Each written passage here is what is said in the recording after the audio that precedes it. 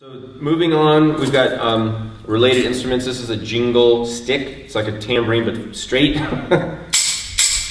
it just jingles in between it in a handle. And I really like this because it's easy, it's small, it's really portable, but it still has that nice jingle sound. You can tap that or play it like a shaker. Okay. Moving into the metal sounds, we've got, of course, everybody's favorite. This is a tiny one, but more cowbell, right? So cowbell, you just hold, again, holding hand, playing hand, use a little wooden stick usually, and you strike the mouth of the bell with the side of the stick. Like that. You can also play on the top with the end of the stick, the tip. So this one has a little handle, which is great. Here's another cowbell.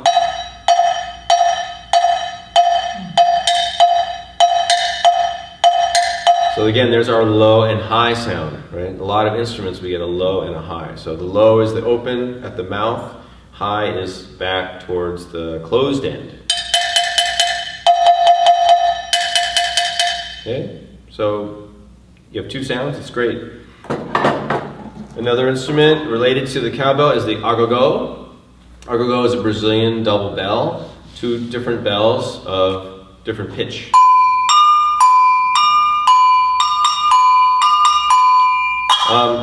These are able to be squeezed together, so you have a clacking sound in addition to the stick sound.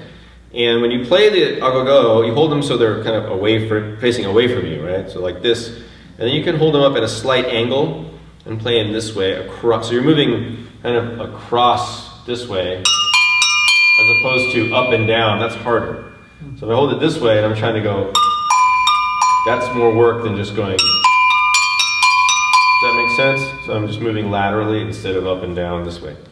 So you can try that.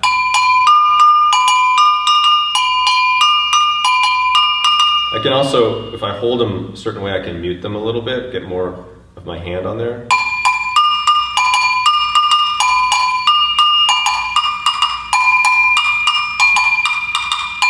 Which I might want to do for this room, because it's very bright.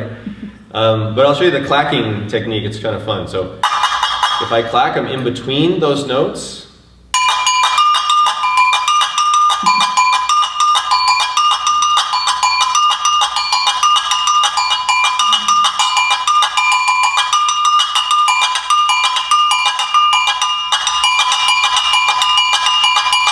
something like that, right? So you really get a nice rhythm going. Do all the bongos, are they able to, like, are they all intended to do that? That's a great question, and they are not. There's some agogos that you can squeeze together.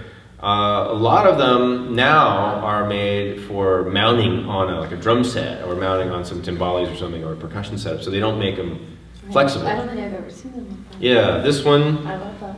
This one is just a simple bend. Sometimes they have a little spring here, a little circle. So if you see that, like one with a little circle, then it's probably made to be squeezed together. And they make different sizes, different pitches.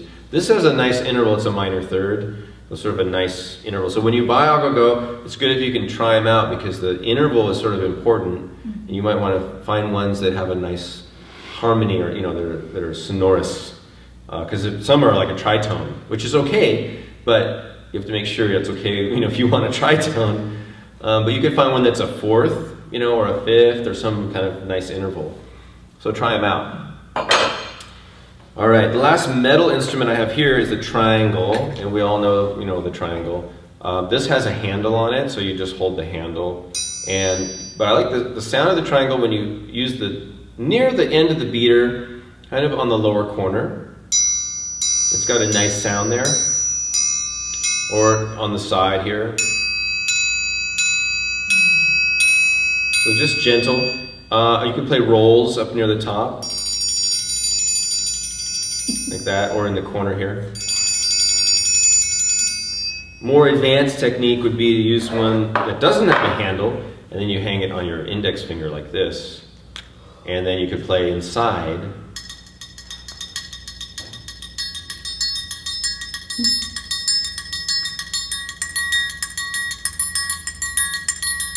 and then use your fingers to mute and unmute the triangle.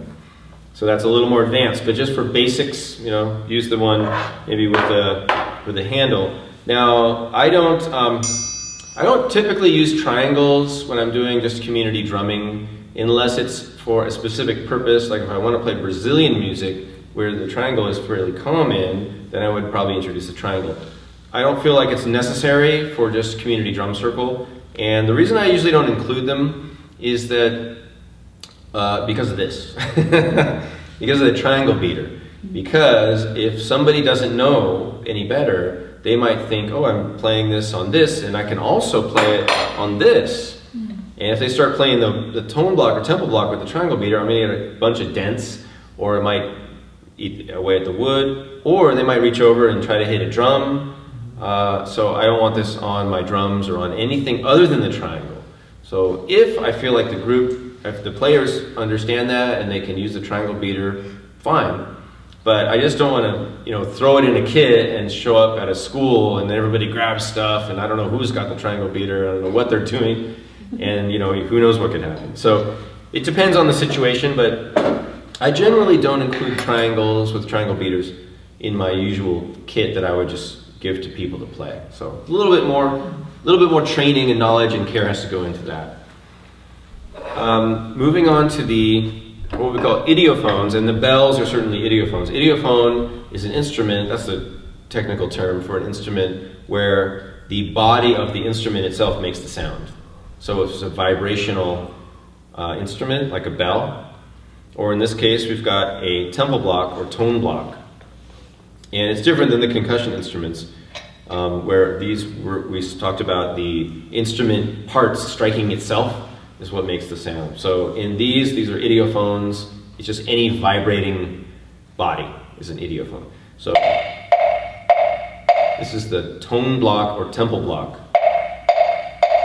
This is a plywood version, it's square. Here's another one, the Chinese model with the little fish.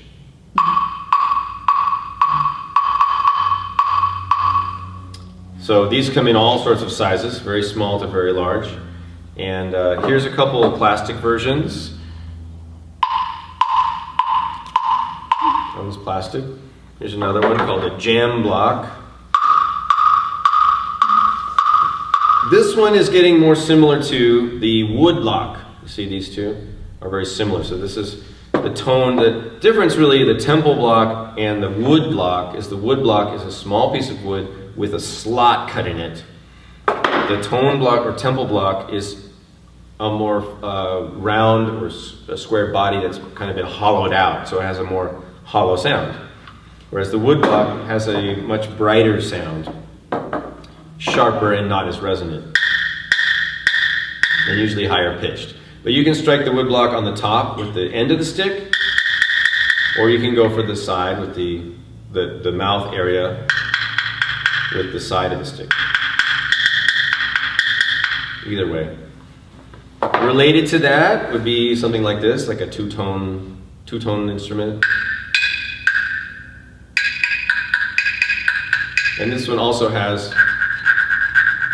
the scraper or rasper. Related to that is another kind of rasper, cricket. Here's a little cricket sound. So cute. And his cousin over here, frog. So you hold the frog by its hind legs so it doesn't get away. So just a brushing movement, or you can also tap on it. But really, you want to make it croak, you do this.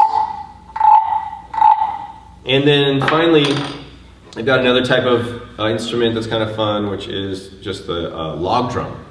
So we have the log drum, which is a log that's been hollowed out, and it's got two tones. And there's lots of different kinds of these from all over the world. Here's a basic one. I think this is Indonesian.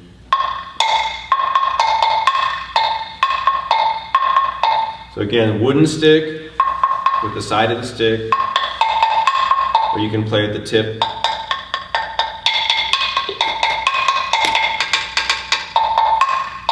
All right, different ways. Put that in your lap and you can have a couple sticks, or this instrument can be shared as well. Put between two players. So these are a few of the instruments, not everything, but basically the techniques will transfer. So any of the bells and blocks, you just want to have a holding hand and a stick, little stick, and strike it. The shakers and rattles, that's all similar technique too. This way, the only one that's really different is probably the shekere, which has got two-handed technique. But that gives you an overview of the hand percussion instruments. So enjoy playing those a little bit later.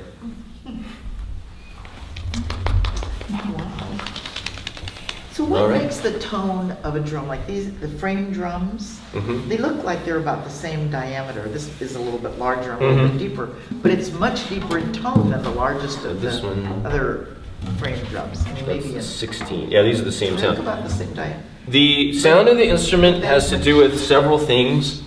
It has to do with the size of the instrument, and it has to do with the tension of the membrane, or the string, or the head, or whatever it is, and it has to do with the material.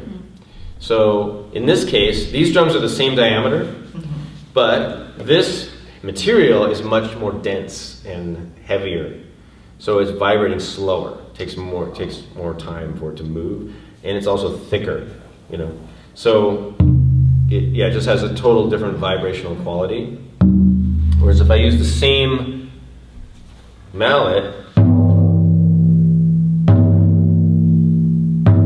it's got a thinner sound, higher pitch.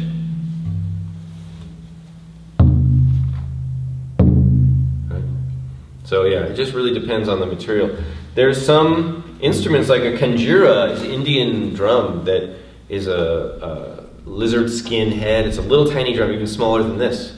But they put water on the head, and it makes it really low, and they'll play these flick it with their thumb and play it this way, and it sounds like doom, bing, doom, doom, doom, and they'll squeeze it, and it'll go doo, doo, doo, doo, doo, doo, doo, doo, doo, doo. And they put a microphone right in there, and it's amazing. It's just an amazing sound. But it's a tiny drum, so you never know. A big drum can be high pitched, or a tiny drum can be low pitched. It just depends on the head, how it's tuned, and how it's played, really. Yeah. All right.